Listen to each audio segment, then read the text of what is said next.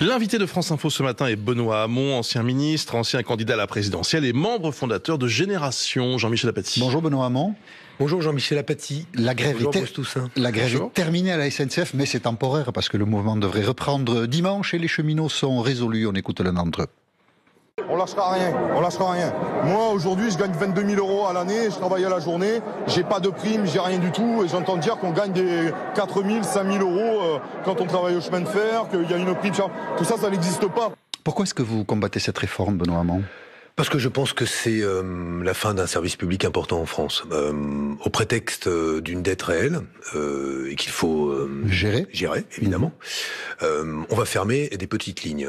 Contrairement au l'engagement du gouvernement, il y a là un vrai mensonge, d'ailleurs, je veux le dire, d'Édouard Philippe, qui avait dit « Je ne reprendrai pas la proposition du rapport Spinetta de fermeture des petites lignes. » Mais vous ne le croyez pas ? Non, je ne le crois pas, parce que la SNCF annonce qu'il y a un plan de fermeture des petites lignes. C'est-à-dire que l'entreprise SNCF ferme des petites lignes, mais ce n'est pas le gouvernement. Et ces petites lignes, sur lesquelles nous nous déplacerons avec plusieurs dirigeants de gauche cet après-midi, notamment en Picardie, ces petites lignes, elles relient les Français les uns aux autres. Nous sommes face à quoi ? Des territoires qui sont des territoires déjà en difficulté, où il y a peu d'emplois, où il y a de moins en moins de médecins, où les écoles sont elles-mêmes parfois menacées de disparition, et on va fermer des lignes de chemin de fer. Le principe du service public, jusqu'à présent en France, c'était de considérer que tous les Français avaient le droit au même niveau de service, et que les lignes excédentaires finançaient les lignes déficitaires. Mais visiblement, le financement est difficile. Il y a des lignes qui sont très très peu utilisées. Il y a des chiffres qui ont circulé, je ne les ai pas en tête, mais avec quelques voyageurs par jour, effectivement. Très peu utilisés. Et ce que vous dites de l'égalité des services publics, on a fermé les maternités, par exemple, dans certaines villes. Et parce que oui, mais Jean-Michel c'est un peu l'évolution des choses. Quand dans les mêmes territoires, non, c'est pas l'évolution des choses, pardon de le dire, mais quand sur les mêmes territoires, vous êtes à 45 minutes d'une maternité ou d'un hôpital, qu'il n'y a déjà quasiment plus de médecins généralistes ou de moins en moins, parce qu'on n'a même pas de centre de santé. Vous êtes concrètement en danger, mais vous surtout maintenant, en plus, on vous supprime le moyen de vous déplacer. Je vais prendre un exemple très précis. J'ai été interpellé par un chômeur dans les Pyrénées-Orientales qui m'a dit la chose suivante. Je comprends qu'il va y avoir une réforme de l'indemnisation chômage qui va exiger de moi que j'accepte un emploi à 50 km de chez moi, et si je ne l'accepte pas, on me supprimera mon indemnité chômage. Si demain je n'ai même pas de train pour y aller, comment fais-je pour accepter cette offre d'emploi ? Très concrètement, on rajoute des inégalités dans des territoires qui sont des territoires où il y en a déjà beaucoup, où il y a beaucoup de pauvreté et désormais du ressentiment. Le sentiment qu'on est profondément abandonné. Eh bien, au nom du service public, je considère aujourd'hui qu'il faut absolument faire reculer le gouvernement sur cette réforme, parce que ce n'est pas une bonne réforme pour les Français d'abord. Alors justement, Édouard Philippe sur France Inter ce matin dit au sujet de la dette qu'il ne prend pas d'engagement sur ce thème-là tant que rien ne change à la SNCF. Donc on pensait que ça serait peut-être une marge de négociation cet après-midi. Visiblement, c'est pas encore le cas. Et deuxième point important, le statut du cheminot, ce n'est pas négociable. C'est le terme que vient d'employer le Premier ministre chez nos amis de France Inter. Pas négociable dans quel sens ? Pas négociable. C'est-à-dire le fait qu'à une date qui reste à déterminer, les gens qui seront embauchés donc ne on remet seront en pas cause le statut du cheminot. Donc ce qui n'est pas négociable, c'est la remise en cause des cheminots à venir. Oui, voilà. D'accord. Mais donc et ça vous paraît aussi, vous paraît aussi condamnable ? Non, mais ce que je veux dire, ce qui est insupportable, c'est de la part d'une caste de gens, tous très bien portants, Édouard Philippe en tête, tous privilégiés, cibler aujourd'hui les cheminots et les cibler en les jetant à la vindicte populaire, au motif qu'ils partiraient à la retraite tôt. En droit, c'est vrai. Mais en oubliant de dire qu'ils sont alignés en matière d'annuité à cotiser sur le régime général, un cheminot, pour partir à une retraite à taux plein, doit cotiser 41 annuités et demie et bientôt 42. Il a un droit de partir à 53 ans. Allez-vous me dire comment va-t-il partir à 53 ans avec une retraite qui subira une décote considérable ? Plus personne n'utilisera ce droit. Donc arrêtons aujourd'hui de présenter les cheminots comme les derniers des privilégiés. C'est insupportable. Mais à votre avis, surtout, faudrait que... Non mais attendez d'un mot. Oui. Surtout de la part d'un gouvernement qui vient de faire 5 milliards d'euros de baisse de l'impôt sur la fortune. C'est ce discours-là qui est aujourd'hui devenu indigne, objectivement indigne. Et j'y rajoute que les parlementaires de la majorité, je disais que l'un d'entre eux parle de gréviculture. Gabriel Attal. C'est une manière de parler qui est méprisante. Méprisante à l'égard de ceux qui veulent garder leur gare et leur ligne de train, méprisante à l'égard de ceux qui travaillent et qui le font bien parce que ce sont des agents du service public qui honorent leur mission, la font correctement, sont attachés à ce travail qui est le leur. C'est méprisable et méprisant. Eh bien, je pense que si le gouvernement durcit le ton, s'il choisit le rapport de force, s'il provoque donc par la violence symbolique des réponses qui vont être des réponses plus dures, que les Français le sachent, chaque fois qu'ils ne pourront pas prendre le train, qu'ils écrivent une petite lettre ou un petit mail à monsieur Macron et monsieur Philippe, et pas à monsieur Martinez ou aux dirigeants des syndicats. Ceux qui aujourd'hui provoquent la grève, ce sont ceux qui ont appuyé sur le bouton de la remise en cause d'un statut, mais surtout sur le bouton de la fermeture des petites lignes et des petites gares. Le durcissement de temps, vous le déduisez des propos que vient de rapporter Bruce. Des propos d'Édouard Philippe qui, pour l'instant, semble inflexible sur deux des points principaux de cette réforme. On en a fait fléchir des plus inflexibles que lui, hein. Vous pensez que la victoire est au bout du chemin, c'est ce que vous voulez dire? Je pense que les mobilisations que je constate dans les universités, que j'observe dans le secteur privé, que je constate dans les hôpitaux publics, dans les maisons de retraite. Pour l'instant. Mais vous y croyez? Non, mais c'est pas ça. Je constate qu'il y a. Ce sont toujours les mêmes qui sont l'objet de la vindicte de ce gouvernement. Il y a un goût de ce gouvernement pour l'inégalité. Il aime l'inégalité. Sinon, comment comprendre qu'aujourd'hui, il n'y ait aucun plan sérieux de remise à jour, en gros, des maisons de retraite par des recrutements, par une amélioration des conditions de travail, par une diminution de la facture pour les personnes qui vont en maison de retraite. Comment comprendre qu'il n'y ait pas de plan sérieux pour l'hôpital public? L'état des maisons de retraite et de l'hôpital public, ça date pas de ce début de quinquennat. D'ailleurs, la campagne présidentielle avait été l'objet d'un débat, et moi j'avais mis des propositions sur la table. 1 milliard d'euros pour recruter 4 à 5 personnes supplémentaires par maison de retraite, une diminution du reste à charge sous la forme de la création d'une allocation spécifique bien vivre en EHPAD, qui permettait justement d'éviter qu'aujourd'hui on se retrouve dans la situation où, quand on a un parent dépendant, on constate qu'il faut 3 000 €, parfois beaucoup plus, pour qu'il soit pris en charge dans une maison de retraite. Vous aviez des propositions. Mais c'est pas excessif de dire que ce gouvernement a le goût de l'inégalité. Mais je pense qu'il a le goût de l'inégalité. Je pense que quand on supprime les contrats aidés, que de l'autre côté on baisse l'ISF, quand on augmente la CSG des retraités et qu'on fait des cadeaux sous la forme d'une flat tax sur le capital, ce gouvernement a le goût de l'inégalité. Et parler de caste, comme vous l'avez fait, c'est pas excessif aussi? Une caste? Je pourrais dire quoi? Un clan? Est-ce qu'il y a classe? Vous disiez qu'il y avait un durcissement du discours du gouvernement. Il n'y a pas une radicalisation de votre discours? Mais comprenez que ce qui est dur à entendre, ou à voir et à observer, c'est la façon dont ce gouvernement est inflexible avec ceux qui ont une vie qui est modeste, parfois difficile, et combien il est doux quand il s'agit de remettre en cause des droits exigés par le patronat. Je vais vous prendre un exemple.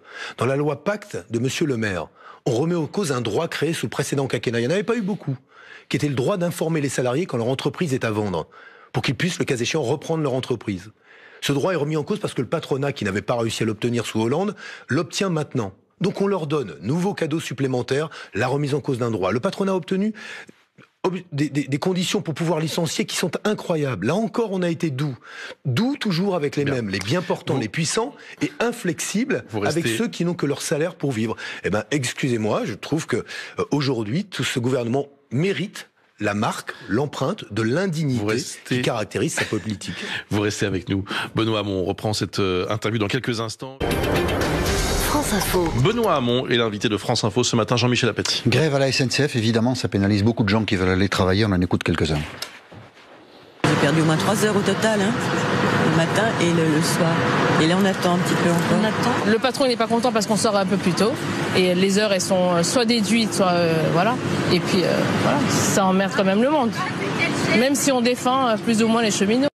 Voilà, même si on défend plus ou moins les cheminots, il faudrait aller vers un service minimum ou pas? Un vrai, quelque chose qui permette un minimum de déplacement. Le principe de la grève, notamment dans les services publics, c'est qu'effectivement, on se rend compte de l'importance du service public.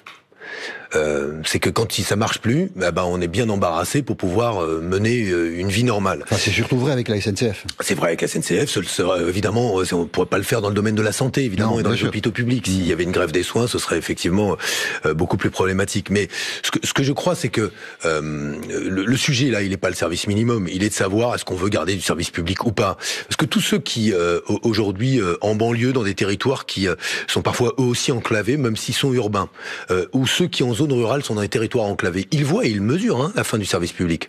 Alors on leur vend désormais le service public numérique, on va pouvoir tout faire avec un ordinateur. C'est pas vrai. Ça n'est pas vrai, le service public, ça n'est pas juste la rencontre d'un citoyen avec son écran d'ordinateur pour faire des formulaires administratifs. Il y a trop de conflits, cette femme qui disait moi aussi je perds des heures, ça risque quand même de prévenir une partie de la population contre précisément. Mais il y a incontestablement de l'embarras, de la gêne et un coût pour tous ceux qui n'ont pas leur train. Mais regardons qui est responsable. Le responsable de cela, c'est celui qui, au prétexte de réformer, s'en prend toujours au même. Et on peut prendre tous les sujets. On peut prendre la réforme de l'université aujourd'hui. Alors parlons-en, Parcoursup, c'est pas bien ? Écoutez, la sélection, il y en a toujours eu à l'université. C'est pas un mot tabou. Aujourd'hui, on fait de la sélection par l'usure. Mais on a des premiers cycles qui ne marchent pas. C'est une sélection, bien sûr. Mais c'est pas parce que je suis moi opposé à Parcoursup que j'aime le système tel qu'il fonctionne aujourd'hui. Il ne marche pas. Sauf que le choix qui est fait, il est d'une simplicité, à mes yeux, évidente. Il y a un consensus de la communauté universitaire. Un rapport avait été rendu à la précédente ministre de l'Enseignement supérieur, Geneviève Fioraso, il y a quelques années, sur l'importance de remettre à jour l'université en lui redonnant les moyens. Alors ça va de la réalisation d'amphithéâtres décents pour pouvoir étudier, à une réforme pédagogique, à l'entrée de l'université dans le numérique. Tout cela supposait, avec des recrutements supplémentaires, 5 milliards d'euros supplémentaires sur 5 ans. Consensus de toute l'université, les présidents d'université, l'ensemble de la communauté universitaire. Le gouvernement décide de mettre 1 milliard d'euros plutôt que 5. 5 fois moins que ce qui serait nécessaire. C'est toujours une question de moyens. Ah, mais là, en l'occurrence, il y a besoin de ça. Je prends un exemple. On a besoin d'une réforme pédagogique, qu'on ait des enseignants qui soient des chercheurs, mais qu'on puisse apprendre dans de bonnes conditions à l'université. Ça n'est pas qu'une affaire de moyens, mais c'est aussi une affaire de moyens. Il fallait 5 milliards, il n'en met qu'un. Or, la démographie, scolaire et universitaire, elle continue à augmenter. Eh bien, que fait le gouvernement ? Plutôt que de donner des moyens à l'université, puisqu'il ne veut pas faire cela, il ferme la porte de l'université. Comment ? Eh bien, en permettant au président de l'université de poser des attendus, c'est-à-dire des exigences pour l'intégration de tel ou tel bachelier à l'enseignement supérieur. En clair, quelles seront les victimes numéro 1 de cela ? Les bacheliers technologiques et les bacheliers professionnels. Le droit qu'ils ont à poursuivre leurs études sera un droit interrompu parce que la sélection à l'université les empêchera. Alors on nous dit... Mais chaque personne trouvera sa place dans l'université. Et bla, et bla, et bla. Étudiant. Et bla, et bla, et bla. Très concrètement, on nous dit qu'il y aura des stages de remise à niveau. Mais il n'y a pas les moyens pour les faire. Donc en théorie, on fait des remises à niveau, mais les présidents d'université disent « Nos poches sont vides, nous ne pouvons pas le faire ». La conséquence de cela, ce gouvernement aime l'inégalité. Il rajoute un handicap supplémentaire aux bacheliers technologiques et aux bacheliers professionnels, qui en théorie ont les mêmes droits que les bacheliers généraux, mais se verront fermer la porte de l'université. C'est pour ça que cette forme de sélection, alors que le gouvernement l'assume, est une forme de sélection qui en remplace une autre, la sélection par l'usure, mais se traduit par quoi ? Par le fait qu'on rajoute de la difficulté à un certain type de bacheliers, les bacheliers professionnels et les bacheliers technologiques, c'est-à-dire ceux qui n'ont pas déjà eu forcément le meilleur accompagnement dans leur scolarité, ceux qui ont déjà connu des vraies difficultés auparavant, et ce sont toujours les mêmes qui payent. Voilà. Édouard Philippe, ce matin sur France Inter, disait les examens auront évidemment lieu à l'université au mois de juin comme prévu, c'est-à-dire que la grève n'empêchera pas, dit-il, l'université de fonctionner. La grève ou les occupations qu'on constate n'empêcheront pas les universités de fonctionner. Personne n'a envie que les partiels n'aient pas lieu, que les examens n'aient pas lieu. Tout le monde a envie de pouvoir, y compris des étudiants en grève. Il faudrait que monsieur Édouard Philippe comprenne une chose. Un étudiant en grève, il fait pas ça pour pouvoir être tranquille, poser ses fesses dans un amphithéâtre, mais les étudiants il le fait pour avoir des conditions d'études acceptables et satisfaisantes pour une grande puissance économique du savoir et de la connaissance comme la France. Mais les étudiants en grève ont dit qu'on note tout le monde à 10, peu importe qu'on passe les examens ou pas. Mais c'est une revendication. Le discours d'Édouard Philippe, il s'est acheté un costume ou un uniforme ce matin de Premier ministre inflexible, c'est assez amusant, mais faire attention, il y a 50 ans, on entendait à peu près le même genre de discours. Il est droit dans ses bottes. Oui, voilà, droit dans ses bottes, ça a pas forcément réussi à celui qui était son mentor, puisque Alain Juppé était son mentor. Mais je suis pas Premier ministre. Non, Édouard Philippe toujours présentait hier la réforme des institutions. Conformément aux engagements du président de la République, les projets de loi organiques et ordinaires prévoient quant à eux une réduction de 30% du nombre de députés et de sénateurs dans des conditions qui garantissent la représentation de tous les départements et territoires. L'introduction d'une dose de représentation proportionnelle aux élections législatives pour 15% des sièges de députés à pourvoir. C'est une réforme telle qu'elle est présentée qui vous paraît correspondre à quelque chose de bien ou pas ? C'est une petite réforme d'une très mauvaise constitution.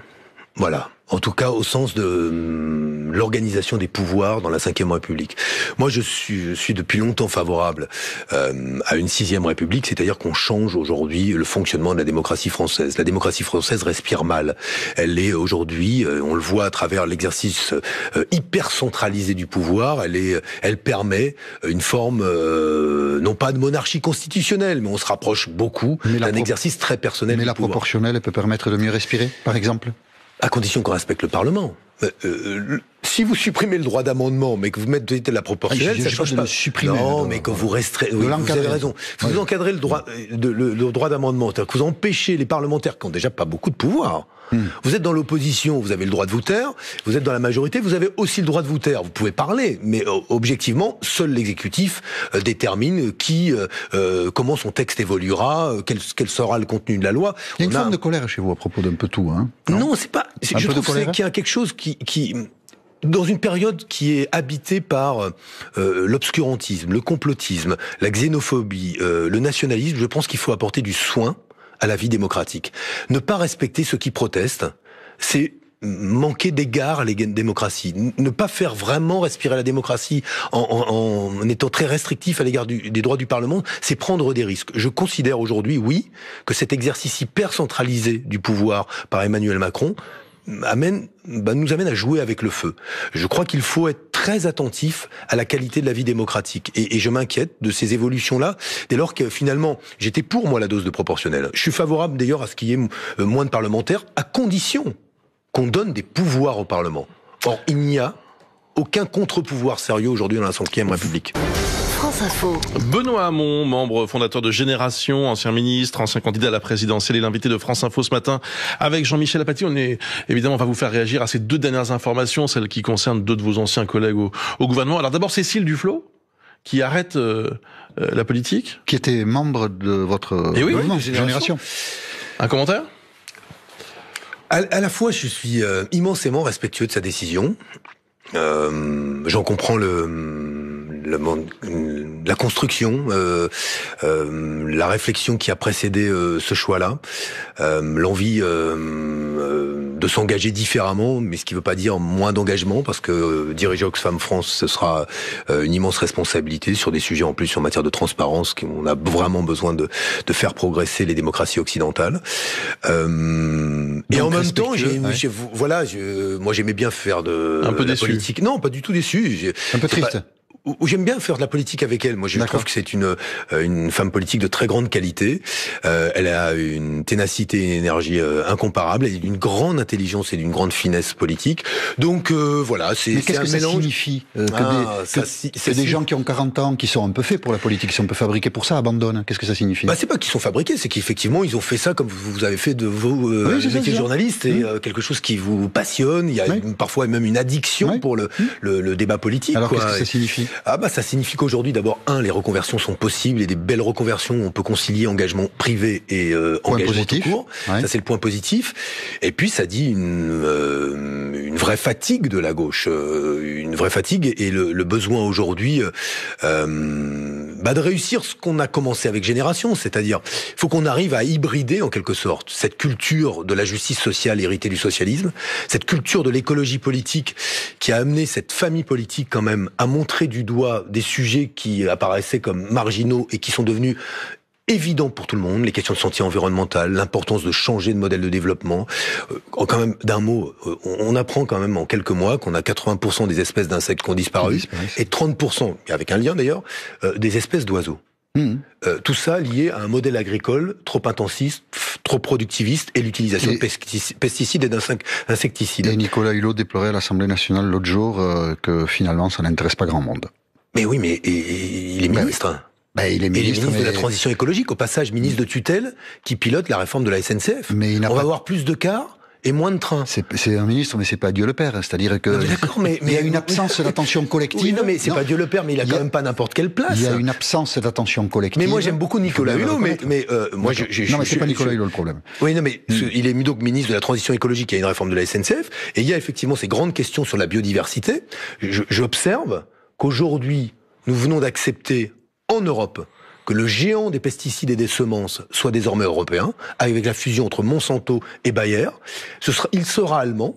Il bénéficiera, ce géant, du lobbying du gouvernement allemand. Il s'agit de prendre ces sujets très au sérieux. Et c'est pour ça que, bon, je reviens à Cécile. Cécile Duflot, ça vous a traversé, vous, une fois ou deux, à l'esprit, je vais abandonner moi aussi, mais pas une fois ou deux. Évidemment que cette question-là, on se la pose quand on a vécu un échec, qu'on a toujours envie après les élections présidentielles. Mais je réfléchis, mais pas tous les jours, mais c'est effectivement une réflexion qu'on a. C'est parce que d'abord, moi j'ai un mandat de conseiller régional, d'autres opportunités peuvent s'ouvrir, mais bon voilà. Pour l'instant, moi je considère. Mais d'abord, j'ai créé le mien, c'était plus simple. Mais on vous a proposé, comme là, on l'a proposé Oxfam. Non, je pense que aujourd'hui en France, tant qu'on reste dans l'engagement politique, il y a assez peu de propositions de grandes entreprises, ou même de petites entreprises. C'est très difficile de concilier un engagement politique et un engagement professionnel dans le secteur privé, surtout quand le secteur privé regarde avec les yeux de chimène le pouvoir actuel. Un mot, c'est Jean-Vincent Placé, ancien ministre, gardé à vue, insulte raciste, outrage à agent. Je sais pas quel commentaire. C'est grave. Oui, si c'est confirmé, c'est très grave. D'accord. Je peux pas en dire beaucoup plus, mais ce serait très grave. Pas. Je voulais juste vous faire entendre une phrase. Alors, pas d'équivoque, il s'agit pas, c'est pas des journalistes blessés qu'on n'attaque pas. C'est une manière de faire de la politique qui parfois étonne Jean-Luc Mélenchon lors de la manifestation mardi de la SNCF. C'est vous les médias qui faites un travail de merde. Vous salissez les grévistes. Est-ce que c'est pas un problème de s'exprimer comme ça pour la démocratie en général? Un travail de merde. Le problème, c'est de faire des généralités. Il y a effectivement des journalistes qui font peut-être salement leur boulot et parfois des patrons de presse qui exigent de leur rédaction bien des commentaires qui sont des commentaires qui les arrangent ou arrangent leur propre opinion. Vous disiez dans la période qu'on vit, il faut un peu de douceur dans un monde de vérité. C'est même pas un peu de douceur. C'est respecter les fondamentaux de la démocratie. Dans la démocratie, il y a la presse comme un des contre-pouvoirs indispensables. Je veux dire, dans les médias, est-ce qu'on met le boulot de Mediapart qui révèle des affaires qui conduisent aujourd'hui l'ancien président de la République à devoir peut-être rendre des comptes sur des financements libyens. Est-ce qu'on met le travail légitime des journalistes qui vous posent pas forcément les questions que vous avez envie d'entendre? Moi, je ne marcherai pas dans ça. Je ne marcherai pas dans cette mise au banc des médias en général. Oui, moi, je peux avoir des rapports conflictuels avec certains médias quand je juge qu'ils ont un point de vue partisan et que je préférerais qu'ils l'assument, parce que des fois, sous couvert d'impartialité, on sent quand même des choix politiques. Mais en tout cas, dans mon univers à moi, les médias en général, ça n'existe pas. C'est quand même une invité. Je pense que cette tempérance, on doit se l'appliquer à nous. Je veux dire, moi, j'aime pas trop l'idée selon laquelle on ne fait avancer les choses que dans le vacarme, le tumulte et le fracas. Désolé de vous couper, mais nous sommes au bout de cette interview. Merci beaucoup, Benoît Hamon, et très bonne journée.